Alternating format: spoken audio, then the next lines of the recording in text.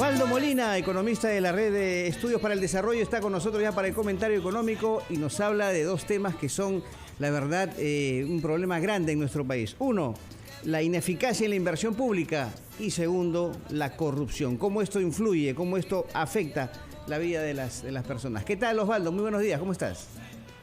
Hola, muy buenos días, Carlos. Buenos días, Mabel. Qué bonito emprendimiento el que nos acaban de mostrar con los panetones. Efectivamente. Oye, y esto de la corrupción y la ineficacia, que al final están muy unidos, ¿no? En el gobierno, en el Estado. Es terrible. Algunos datos para que la gente se dé cuenta cuán importante es este tema. ¿Ustedes sabían que en una encuesta de Ipsos del 12 de noviembre de 2021, el 47% de la población menciona la corrupción como principal problema del país? Imagínense, o sea, casi la mitad de los peruanos piensa que es el principal problema del país, y esta percepción, por cierto, ha aumentado con los años. En el 2013, 44% consideraba que era el principal problema del país, y luego fue pasando en el 2019 a ser 62% que consideraba que es uno de los principales problemas del país. El gran drama es que 91% de peruanos no denunció la corrupción en el 2019 porque consideran que denunciarlo no tiene ningún efecto y es poco relevante, lo cual es muy triste. Pero vamos al tema que nos toca hoy.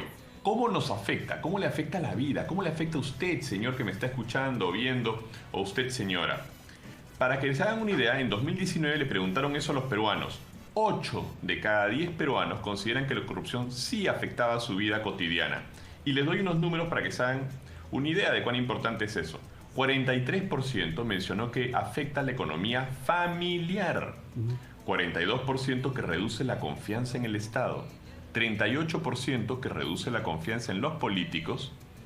35% que reduce la calidad de los servicios públicos, ojo con eso y vamos a conversar sobre ese tema, y 33% reduce las oportunidades de empleo. Pongamos ejemplos para que la gente se haga una idea de cómo este problema nos afecta. Imagínense en medio de la pandemia, ¿ya? En medio de la pandemia y usted tiene un familiar enfermo y quiere llevarlo a que lo atiendan. Y usted sabía que, de acuerdo con una investigación de Ojo Público, existen 14 hospitales en diversas regiones que están paralizados por presuntos actos de corrupción y en los que ya se ha gastado 1.900 millones de soles. Es decir, usted tiene al familiar enfermo, lo quiere llevar al frente, durante años han estado construyendo un hospital y no puede llevarlo porque sigue paralizada esa obra. Imagínense el tamaño problema. Y para que se hagan una idea cuán terrible puede ser esto, pues no sé si ustedes lo saben, oyentes, que el presupuesto de salud en Perú se ha más que triplicado en los últimos 10 años.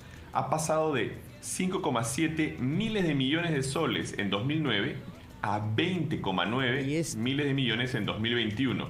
Y a pesar de que se triplicó el presupuesto en salud, ¿no es cierto?, que incluye también el presupuesto pues, en gobiernos regionales, locales, ¿cuántas camas UCI teníamos al inicio de la pandemia?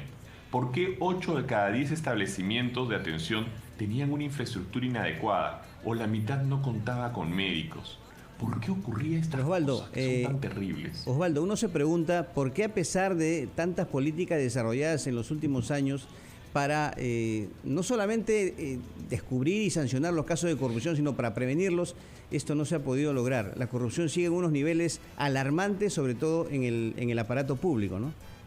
Así es una mezcla entre ineficiencia, ¿no?, y corrupción. Y te voy a dar un ejemplo más para que te hagas idea de lo dramático que puede ser esto. Si tú vives en un poblado y te dicen, vamos a ponerle alcantarillado a tu poblado, ¿tú qué opinarías? Feliz. Estarías feliz, ¿no Claro. es cierto? ¡Qué gran alegría!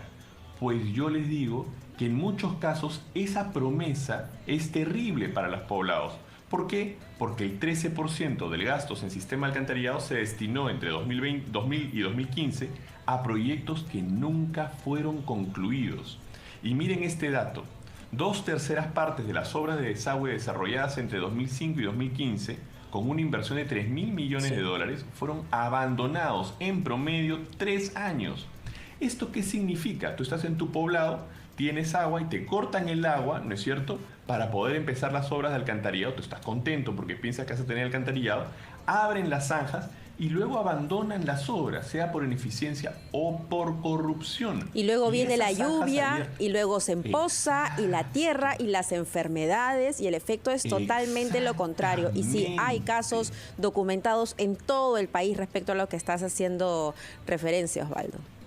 Oye, hay un estudio de Antonella Bancalari, que es una investigadora peruana que trabaja en Inglaterra, que muestra que aumentó en 10% la tasa de mortalidad infantil en menores de 5 años por enfermedades infecciosas y accidentes debido a estas obras paralizadas. ¿Pueden creer ese drama? Esto que debía ser una gran alegría para el pueblo termina siendo una tragedia. Pero ahora quiero terminar con qué se puede hacer y darles una nota un poco más optimista, ¿no? Yo les cuento que una investigación de Paul Lagunes, un profesor de una prestigiosa universidad americana, encontró en el caso peruano lo siguiente. Él se unió con Proética y empezaron a mandar a un grupo de municipalidades cartas, ¿ya? ¿No? Indicando que Proética y la Contraloría General de la República iban a revisar en particular, ¿no es cierto?, cómo se gastaba en ciertas obras de esas municipalidades.